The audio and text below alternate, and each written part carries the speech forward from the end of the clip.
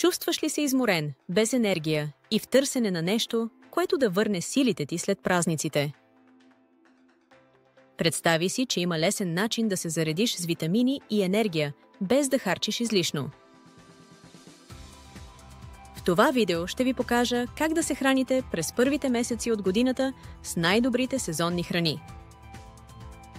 Януари и февруари са месеци, в които тялото ни има нужда от повече витамини, топлина и питателни храни. Днес ще разберем кои са най-добрите зимни продукти, как да ги приготвяме и защо ферментиралите храни са супер полезни. Останете до края, защото ще ви дам страхотни рецепти и полезни съвети за здравословното хранене. Сезонни продукти. Какво да ядем през януари и февруари? Най-добре е да се спрем на следните зеленчуци: зеле, картофи, моркови, пащърнак, цвекло, прас лук, ряпа, тиква. Потърсете линка в описанието, за да намерите пълния списък с зеленчуци за всеки сезон. Какви плодове да изберете през януари и февруари? Препоръчват се ябълки и круши, които са богати на фибри и витамини. Вносните цитрусови плодове, като портокали, мандарини и грейпфрут, са чудесен източник на витамин С. Но е добре да избираме биологично отгледани варианти, за да избегнем пестициди и консерванти. Добавете в менюто си повече ферментирали храни, като кисело зеле и туршии. Те са богати на пробиотици, които подпомагат доброто храносмилане и укрепват имунитета. Факт е, че 80% от имунната система се намира в червата. За подсилване на организма през зимата, наред с сезонните храни, е важна консумацията на следните продукти, налични целогодишно на българския пазар. Ядки, орехи, бадеми, лешници, фастъци, богати са на полезни мазнини и минерали. Сушени плодове, стафиди, смокини, сини сливи, идеални за добавяне към закуски и десерти.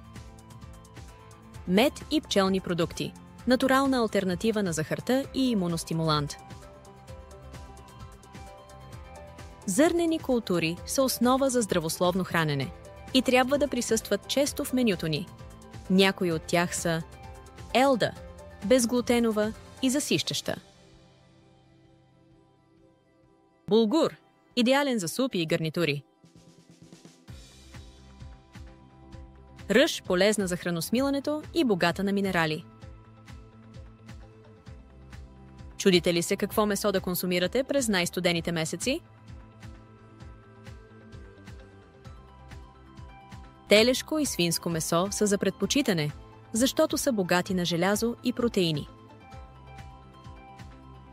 Винаги трябва да бъдат комбинирани с повече зеленчуци, които да заемат половината от чинията. Яжте месо в умерени количества 2 или 3 пъти седмично. Примери за вкусни и здравословни ястие през януари и февруари. Зимна супа с кореноплодни, идеална за стопляне и пълна с хранителни вещества. Запечена тиква с мед и орехи, сладка, но без излишна захар. Салата от кисело зеле с моркови и ленено семе, идеална за храносмилането. Български класики в кухнята.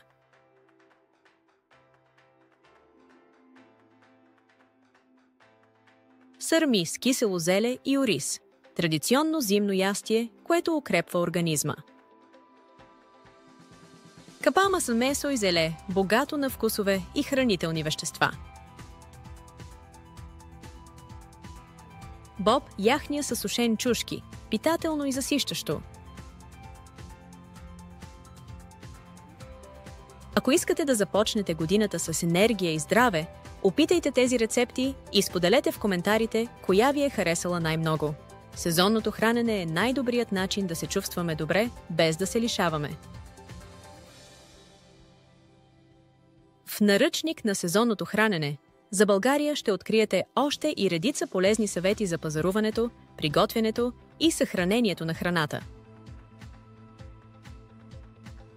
За да получите последната и напълно безплатна версия, напишете в коментарите наръчник и ще ви изпратя линк за сваляне. Харесайте видеото, ако беше полезно за вас, и се абонирайте, за да не изпускате следващите съвети за здравословно хранене през годината. До следващия месец!